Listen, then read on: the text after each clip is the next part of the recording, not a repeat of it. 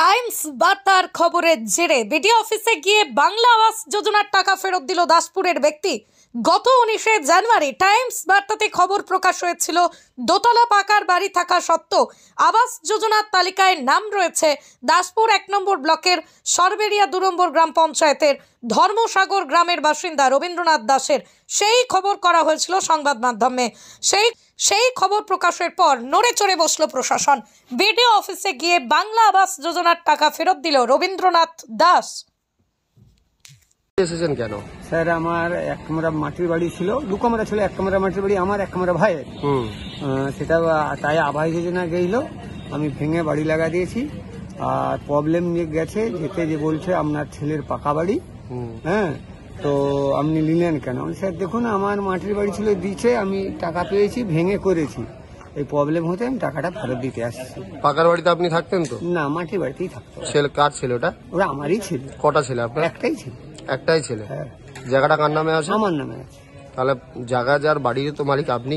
এখন ছেলেকে দিয়ে দিয়েছি, রেস্টাইলে করে দিতে পারিনি, সেটাই এখন আমার দুর্বলতা। সেই কারণেই আমার টাকা ঢুকছে। ছেলে কি আপনাকে দেখেনি? এখন দেখুন স্যার, না আমি কি বলছি, ছেলে আপনাকে দেখে না দেখেনি? সত্যি কথা বলুন। ছেলে এখন আমাকে 5 বছর তার সঙ্গে লেনদেন নেই। আপনি ওই বাড়িতেই আছেন, আপনার ভাই অভিযোগ করছে পাকার বাড়ি থাকতেও আপনি এই বাড়ি দিচ্ছেন। স্যার আমার, আপনি কি ফেরত দিতে এসছেন? হ্যাঁ ফেরত দিয়ে দিয়েছি টাকা। দিয়ে দিয়েছেন? হ্যাঁ। আপনার নাম? রবীন্দ্রনাথ দাস, বাড়ি ধর্মসাগর।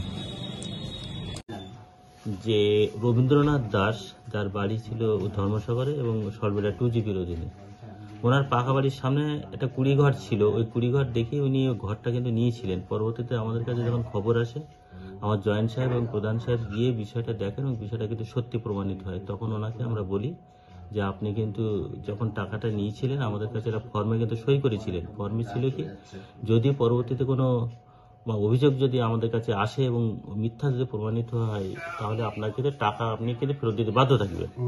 তো সেই হিসাবে আমরা ওনাকে বললে উনি কিন্তু স্বইচ্ছা আমাদের কাছে আজকে কিন্তু টাকাটা আমাদের কাছে কিন্তু জমা দিয়ে গেছে। এরকম টাকাটা জমা দিয়ে গেছে?